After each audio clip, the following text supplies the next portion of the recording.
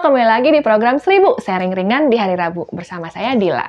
Saya Dila mewakili Grafologi Indonesia mengucapkan Selamat Hari Raya Idul Fitri, mohon maaf lahir dan batin. Semoga di hari yang fitri ini kita bisa menjadi pribadi yang jauh lebih baik lagi. Nah, tahu nggak, kalau sehabis lebaran ini biasanya tuh open recruitment tuh sedang paling tinggi di Indonesia. Makanya banyak tuh si lowongan-lowongan yang dibuka dan banyak juga rekruter yang sedang mencari calon pekerjanya. Nah, kebetulan banget nih, pas banget. Hari ini kita juga ada permintaan untuk menganalisa salah satu orang untuk posisi sebagai psikolog klinis. Nah, pernah nggak Anda menemukan beberapa orang yang mungkin di sosial media atau di sekitar Anda yang divonis kalau dia itu memiliki mental anxiety, OCD, depresi, atau berbagai mental illness lainnya. Nah, emang siapa sih sebenarnya yang memiliki wewenang untuk mendiagnosis seorang yang memiliki gangguan mental atau mental illness ini? Yes, benar. Jawabannya adalah psikolog klinis. Nah, psikolog klinis ini adalah seorang profesional kesehatan mental yang memberikan diagnosis dan perawatan psikologis tentang penyakit mental, masalah perilaku, dan emosional. Tapi, biasanya psikolog klinis tidak meresepkan obat untuk mengobati penyakit mental. Biasanya mereka menggunakan teknik psikologis, seperti misalnya terapi perilaku kognitif, CBT, dan terapi psikoanalitik. Nah, sama halnya nih dengan kandidat yang akan kita analisa tulisannya pada video kali ini. Seperti yang kita bahas tadi, hari ini ada HRD dari rumah sakit yang menghubungi kita untuk minta bantuan analisa tulisan tangan untuk kandidat calon psikolog klinis di tempat mereka. Penasaran nggak sih kemampuan seperti apa yang harus dimiliki oleh seorang psikolog klinis untuk menangani orang-orang yang memiliki gangguan kesehatan?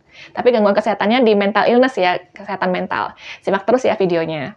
Nah, sebelum kita analisa tulisan tangannya, seperti biasa, kita cek dulu tugas dan tanggung jawab dari seorang psikolog klinis apa aja sih.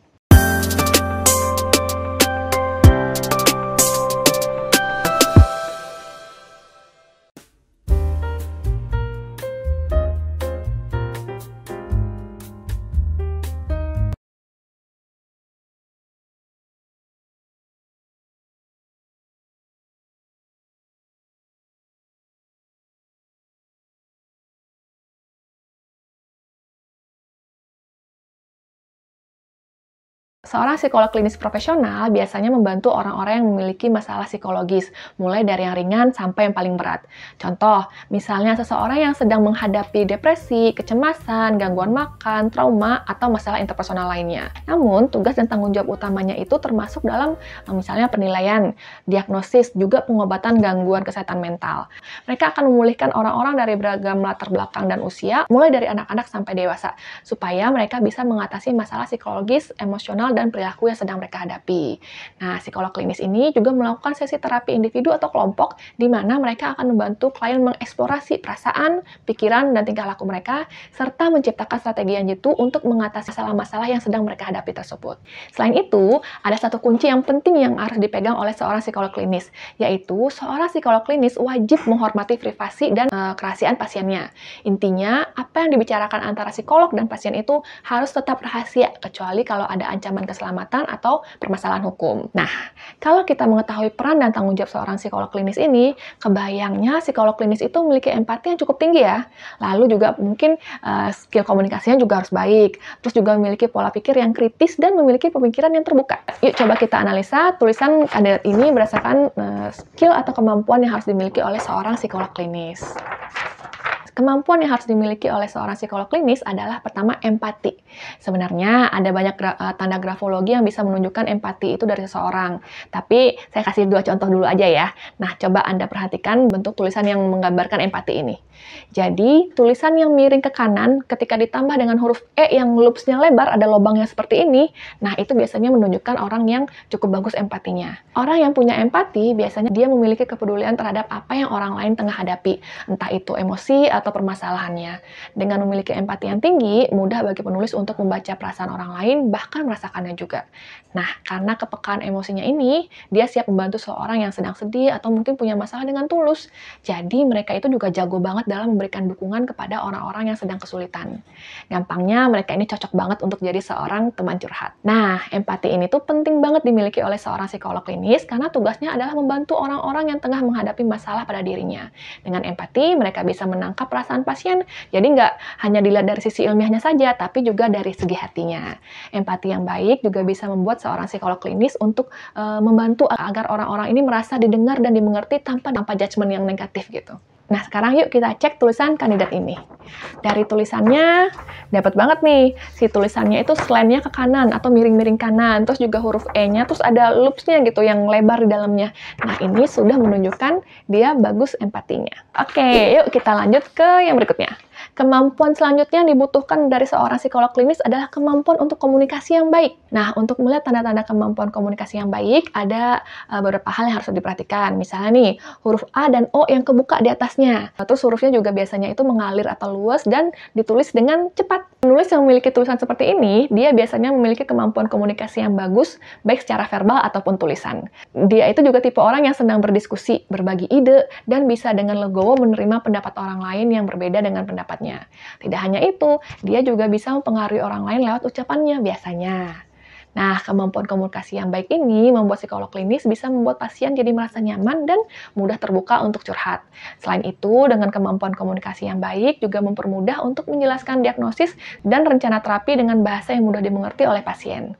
Jadi, kemampuan komunikasi yang baik itu benar-benar penting untuk membangun hubungan komunikasi yang kuat antara psikolog dengan pasiennya. Nah, kalau saya lihat nih dari tulisan kandidat ini, ada berapa nih huruf A-nya yang terbuka, terus juga bentuk hurufnya tuh mengalir dan cepat ya. Jadi ini udah cukup oke lah kemampuan komunikasinya. Selanjutnya, psikolog klinis harus memiliki pola pikir yang analitis dan investigatif, atau kalau istilah secara umumnya itu adalah kemampuan berpikir yang baik.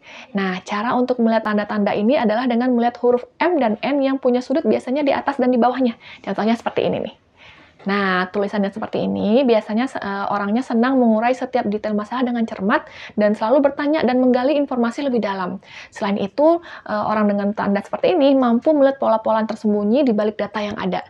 Mereka biasanya tidak mudah puas dengan informasi yang sekedar di permukaan saja, tapi ingin selalu langsung mengetahui alasannya, apa dan mengapanya, serta akar masalah secara menyeluruh. Jadi, kepekaan terhadap kemampuan menganalisa secara hati-hati adalah ciri khas dari seorang yang analitis dan investigatif ini. Orang yang punya pola pikir yang oke. Memang kenapa ya seorang psikolog klinis harus punya pola pikir yang analitis investigatif, yang bagus pemikirannya?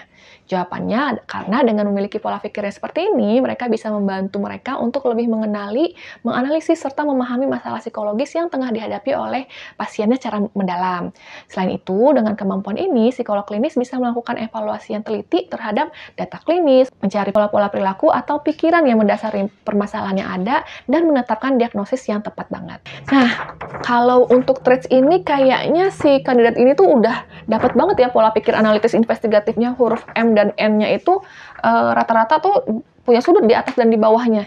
Jadi kandidat ini itu udah oke banget di dalam menganalisa permasalahan-permasalahan yang mungkin dihadapi oleh si pasiennya. Traits terakhir dan tidak kalah penting dari seorang psikolog klinis adalah dignity. Nah, untuk melihat tanda traits terakhir ini, kita bisa melihat dari huruf D dan T pada tulisan yang di-retrace, yang ditimpa kayak gini. Nah, kayak gitu. Ini contoh tulisannya. Nah, seorang yang memiliki tanda dignity seperti ini, biasanya dia adalah orangnya tuh tenang dan ia tahu akan dirinya sendiri. Dia punya prinsip-prinsip yang tinggi, baik secara pribadi maupun sosial. Motivasi dia dari nilai-nilai yang baik dan selalu ditunjukkan ke perilakunya yang biasanya tuh sopan atau berwibawa gitu. Nah, intinya dia selalu menjaga profesionalisme dalam bekerja, termasuk memegang kode etik. Penting banget kan untuk seorang psikolog. Ini juga sejalur dengan psikolog klinis. Psikolog klinis harus bisa menjaga dan mematuhi kode etik dan standar yang tinggi dalam pelayanan buat pasien. Nah, salah satu contoh yang bisa dilihat adalah mereka harus bisa menjaga rahasia dari cerita pasiennya nih. Nah, itu adalah salah satu kode etik yang harus dipegang dan menjadi tanggung jawab dari seorang psikolog klinis. Nah, kalau misalnya dari tulisan yang ini, untuk traits-nya kita lihat nih dari traits dignity, kita lihat si huruf D-nya itu ada retrace-nya ya. Jadi ini ada indikasi bahwa kandidat ini tuh bisa menjadi seorang yang profesional dan menjaga kode etik, dan mungkin bisa menjaga rahasia pasien, apalagi kalau misalnya diikuti nanti dengan sedikit tanda secretiveness dalam tulisannya. Nah, kalau kita lihat dari trait-trait yang tadi dibutuhkan untuk seorang psikolog klinis, kandidat ini kayaknya sudah oke ya untuk menjadi seorang psikolog. Apalagi psikolog klinis kandidat ini termasuk orang yang punya empati, skill komunikasinya baik, memiliki pola pikir yang cukup analitis investigatif, terus juga orangnya memiliki dignity. Nah, berarti kandidat ini udah cocok untuk menjadi seorang psikolog klinis. Berarti nanti saya akan merekomendasikan orang ini ke HRD mereka bahwa oke nih, orang ini cocok untuk menjadi seorang psikolog klinis. Seru ya menganalisa potensi-potensi seorang dari tulisan tangannya. Kira-kira kalau untuk video berikutnya mau bahas profesi apa lagi ya? Coba drop request Anda di kolom komentar ya. Nah, Anda juga bisa menambah wawasan grafologi lainnya yang tidak hanya terbatas di analisa tulisan tangan, tapi misalnya juga analisa tanda tangan, terus misalnya gimana cara mengaplikasikan grafologi di dunia medis, terus juga misalnya belajar tentang doodle yang berhubungan dengan grafologi ya, misalnya parenting dari sudut pandang grafologi. Nah, itu semua bisa Anda dapatkan lengkap di program suplemen grafologi. Nah, kalau Anda tertarik bisa lihat di grafologiindonesia.com/suplemen strip grafologi. Tapi supaya lebih gampang nanti linknya saya tulisin di deskripsi. Oke, sekian dulu ya untuk 1000 kali ini. Semoga ilmunya bermanfaat. Jangan lupa di like dan di share ke teman-temannya ya. Oke, see you next time.